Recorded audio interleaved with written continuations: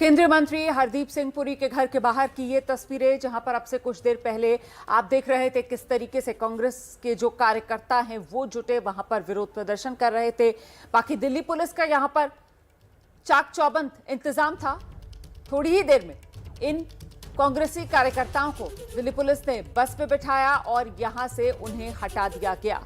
हाँ, जाते जाते युवा कांग्रेस कि ये कार्यकर्ता जो सीधे सीधे केंद्र सरकार को, प्रधानमंत्री नरेंद्र मोदी को कटघरे में जरूर खड़ा कर रहे थे। कल जहांगीरपुरी में जिस तरीके से बुलडोजर चला है अवैध निर्माण पर, अतिक्रमण पर, उसे लेकर पलटवार केंद्र सरकार पर करते हुए कांग्रेस के ये युवा कार्यकर्ता। मौके से आप रविकांत की रिपोर्ट भी देख रहे थे। एक बार फिर से इन तस्वीरों को देखिए, जब कांग्रेस के कार्यकर्ता केंद्रीय मंत्री हरदीप सिंह पुरी के घर के बाहर जुटे, वहां पर प्रदर्शन कर रहे थे। देखते ही देखते दिल्ली पुलिस ने इन्हें बस पे बिठाया और फिलहाल इन्हें मौके से हटा दिया गया है। आज कांग्रेस का एक डेलीगेशन जहांगीरपुरी, जहां हिंसा वाली जगह पर कल बुलडोजर चला था, वहां भी पहुंचा। वहां भी जाकर कांग्रेस की तरफ से यही कहा गया कि साहब एक तरफा कार्रवाई की गई है। कांग्रेस कह रही है जहांगीरपुरी में जो कल हुआ वो गैर कानूनी था। कांग्रेस कह रही है कि ये सब कुछ गरीबों को प्रताड़ित करने के लिए किया जा रहा है। देश में महंगाई, बेरोजगारी बढ़ रही है,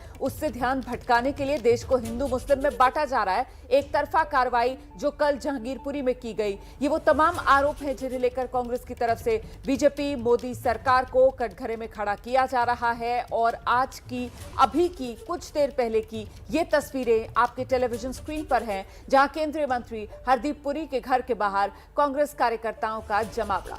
यूथ कांग्रेस के कार्यकर्ता ये बताए जा रहे हैं। हम सीधे आपको लेकर चलते हैं। हमारे सहयोगी रविकांत इस वक्त हमारे साथ मौजूद हैं। रविकांत, हमने रिपोर्ट आपकी दिखाई दर्शकों को, अब हटा दिया गया है सभी यूथ कांग्रेस के कार्यकर्ताओं को जो कुछ देर पहले केंद्रीय मंत्री हरदीप सिंह पुरी के घर के बाहर जुटे हुए थे। रविकांत,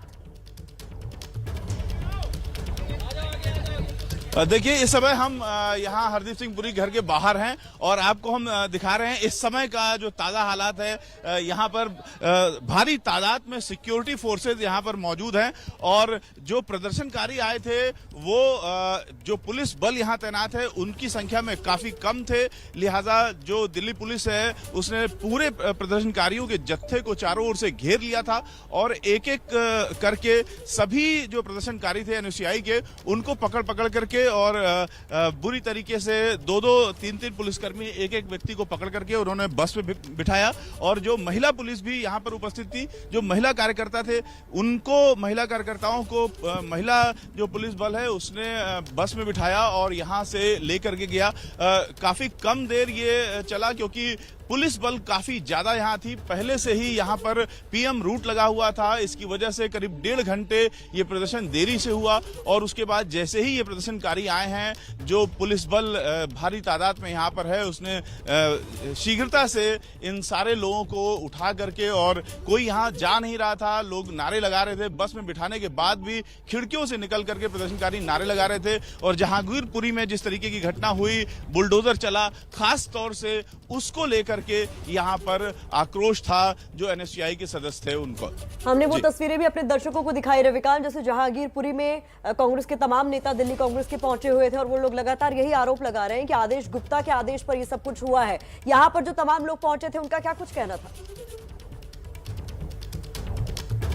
देखिए, यहाँ पर वो लगातार जो केंद्र सरकार है उस पर आरोप लगा रहे थे कि केंद्र सरकार के इशारे पर ये सारी चीजें हो रही हैं। और हमने बल्कि ये भी सवाल उनसे किया कि जो शहरी विकास मंत्रालय है उसका जहांगीरपुरी में जो बुलडोजर चला है उससे सीधा संबंध नहीं है। लेकिन उन्होंने कहा कि न सिर्फ वहाँ हम सरकार को एक संदेश देने के लिए आए हैं, जो देश को एक संदेश देने के लिए आए हैं कि पूरे देश में इस तरीके से मनमाना तरीके से बुलडोजर चल रहा है, कोई नोटिस नहीं दी जाती है, किसी तरीके से कानूनी कार्रवाई नहीं होती है और सीधे किसी एक जो उनके अपोजिशन के लोग होते हैं उन पर बुलडोजर चलता है, वो चाहे राजनीतिक अपोजिशन हो या धार्मिक कोई मामला हो।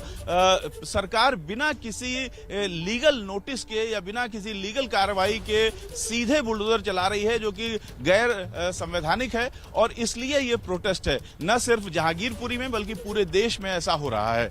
ये खास तौर से उनकी अपील थी। बिल्कुल, आप रहिए हमारे साथ रविकांत। तो कुल मिलाकर कांग्रेस की तरफ से यही कहा जा रहा है कि कल जहांगीरपुरी में जिस तरीके से बुलडोजर चला वो गैर कानूनी मामला सुप्रीम कोर्ट में। सुप्रीम कोर्ट ने फिलहाल 2 हफ्ते के लिए तो यथास्थिति बनाए रखने की बात कहती है।